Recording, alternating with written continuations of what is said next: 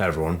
It's well known that most dating apps are a very mixed bag from whatever angle you look at that. When you install it, you have to go through the first hurdle of trying to find like a decent person that you like and you find attractive. But even past that, it will only become a snowball effect where that person that you saw was nice is like someone just purely horrible. Of course already, yeah, I know, those apps they're not really meant to be like gypsy fortune tellers in caravans, bring you to your soulmate, but even if you use it for like a one night stand, you still come like across like very bizarre characters. But I also think there's a better app that immediately rings out that whole experience all in one handy platform for you to use, that being Duolicious. Which, hey, by the way, Duolingo, easy lawsuit, quick money, just do it. To give a quick rundown of what it is, I'll just use the buzzword that's used on Twitter, the femcel dating app, which is exactly what it sounds like, just one big hub for like miserable people, like terminally online. More specifically, people that go on 4chan. And by the way, when this app was first being made, the first place that was advertised on was that exact website, which to be fair, that's pretty bold as well, because most people there, they're either too miserable to either try like dating, or they're incredibly schizophrenic to believe that it's anything else but like a scheme by the government.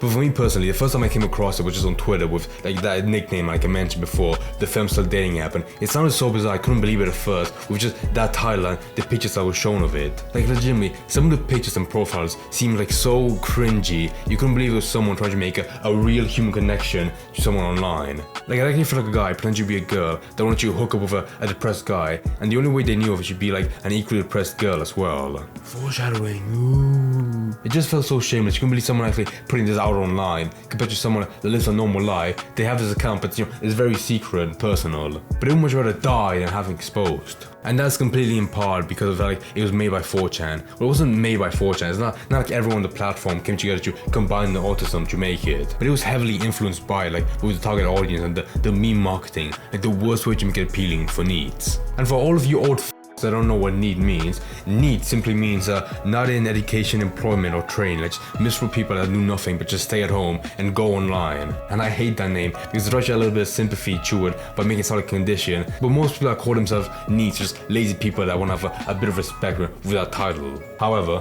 I should show, not tell. So I'm gonna go over like a few screenshots of these accounts that just awful, like in every possible way. If you're miserable enough to actually use the app, then apart from all the images that burn in your retina, the actual bio is like what they write about themselves, that's awful as well. About Eris or Iris, I love soldier men, okay, for like at least put like in a capital I love soldier men, I love soldier men, I love soldier men, I love soldier men, I love hi, hello, free, your average fat ugly golf girl. Please over the sex thing, I'm begging on my knees, I just want to meet weird schizo people. Just here to see what this place has to offer for now, LOL, see? Star Wars, Lord of the Rings, and horror movie nerd. Quiz me, you smelly fat I dare you. I got BPD, beautiful pussy disorder. So I work obsessed with you and imagine myself wearing spines of others who interacts with you as a necklace. Let's get consumed with each other's presence. And as the last quote, I'd wear your intestines around my neck like a scarf, moving them around and around my gentle throat until I could pretend it was your hands, constricting my breath. You'd let me, I know you would. You know what, George R. Martin, if you wanna know how to write good dialogue, take notes from his bio, you be fat retard. About Sophie, recently 19, Hellenic Republic, he, they. I like listening to music, sketching, spending time in my room, sleeping, staying up at night, and avoiding people. Oh, I have an energy drink addiction and I play a lot via chat. May kill myself eventually. My ideals are as terribly incoherent as my thought process. Forgive me for not making sense. But let's not forget, that's only for the bio part, but when it comes to actual like human connections, like the DMs, they get pretty bad as well. I'm not surprised by the first text in the chat because it wouldn't make sense people connecting, by games or whatever they're referencing. But the next text being, you're autistically hot the way you can instantly identify the anime on my profile. I'm autistically hot the way I saw, oh my god, is there no caps lock on your keyboard? The way I saw an anime with a knife covered in blood and saw me. I got no idea who it is. Let's kiss. Alright, thank you girl twink, it was a good message. But alongside your bio, texting people you match with, you can also express yourself with your own gallery of just the worst shitposts ever. Like the kind of pictures a kid would find in high school if they looked up curse images and they find it that funny, they had to save it. And that's why most of the people actually put the effort of being honest, like they put the actual age. Why don't you just give up, put a fake picture of yourself, and say like you're 72 rotting in your deathbed. The last thing I want to mention about this app is this cute feature they have where to bring people closer to you and have a better chance of matching with people is that they ask you like really bizarre questions and very like Reddit humor kind of stuff, and depending on what you said, it'll match you with someone that answered the same way with maybe like a success rate of 5%. Like this one. do you fold your toilet paper before wiping?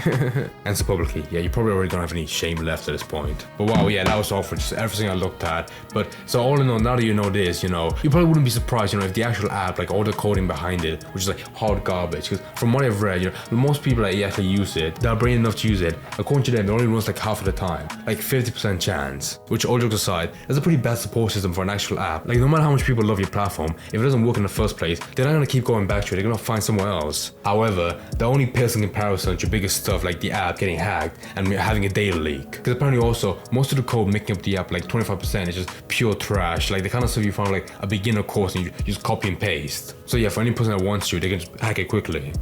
Yeah, that's all you need in order to hack, just moving your things around. This is where you get the interesting information about the people, including like the huge tilted ratio of men to women. Like, I love for this app, this dog shit app, so even like they can't fix the issue of like a huge imbalance of gender, like 200 men for just one woman, like they can't satisfy them at all. And to me that's bizarre, because most of the screenshots I showed, that was mainly women, until I realized, maybe potentially, I don't know, it's a little bit, it could be guys catfishing other people because it just showed anime profile pictures and not their actual face. Like I said earlier, foreshadowing, ooh. And plus, if most of the people that use the app crawled out of 4chan to use it, then yeah, it wouldn't be that surprising. And I guess another surprise, that isn't that surprising, is the guy that made the app that runs it is a complete moron as well. Where he advertised it as like a safe haven for like mentally unwell people and 4chaners, but then when people show like improper behavior to other people just in their bios, they get banned. Which is just so bizarre, because people gonna act that way when they use the platform. Like legitimately, that's like going up to a crocodile, petting on the head, getting your hand bit and shooting the crocodile. Well, for some reason, you weren't expecting that kind of reaction.